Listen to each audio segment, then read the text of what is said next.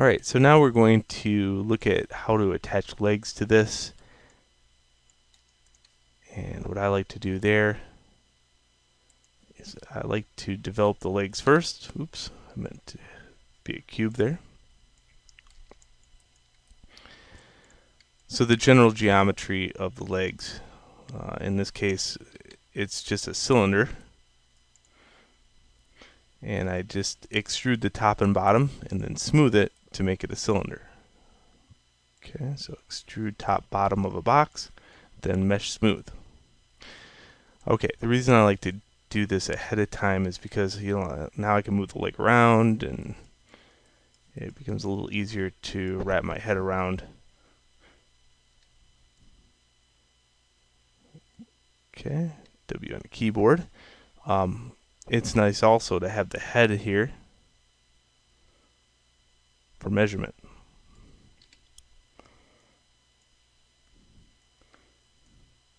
Okay, what I'm doing here is just kind of think about a 2 head tall leg. Okay, and see I got that edge loop right there. It goes from the top to the bottom. And then again, if I did that here, top and bottom. Good. So this is a good thigh. And if you duplicate that, you have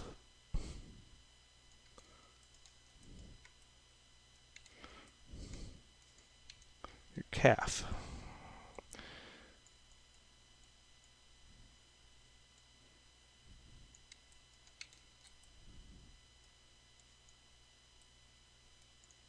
Generally, I model kind of big at first with these, and then I kind of shrink them down just a little bit and kind of match it up again.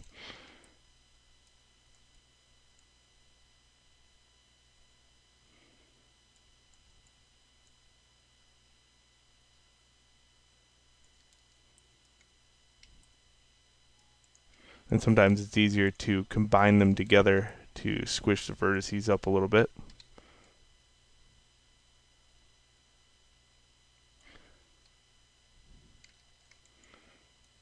And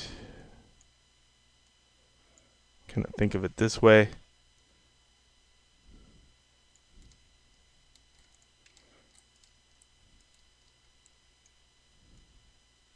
Not putting too much anatomy in there. And then average these out. Control A to average those out.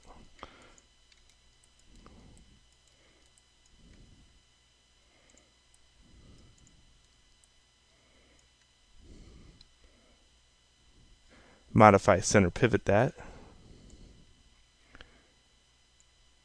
And again, there's a lot of different ways you can measure this, but what I like to do is measure it with the head. Obviously, the leg is too big for the body. So here's another variation of modeling or measuring with the head. If I grab just the head, just like that, I can do a duplicate face. Just barely move the blue arrow, and then I could take this object right here and use it as a measuring tool. Okay. Sometimes it's easier to do that than it is to move the leg back and forth. Shift D allows you to duplicate that over and over. So I like to think of the leg with the foot involved.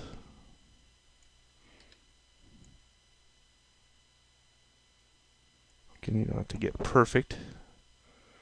I just kind of think of it about like that, right there. By the time you get the foot, the ankle in there. And I'm going to place that within this area right here.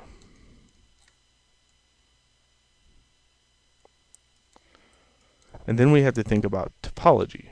Like I want to be able to sculpt in this area, have it match up quite well.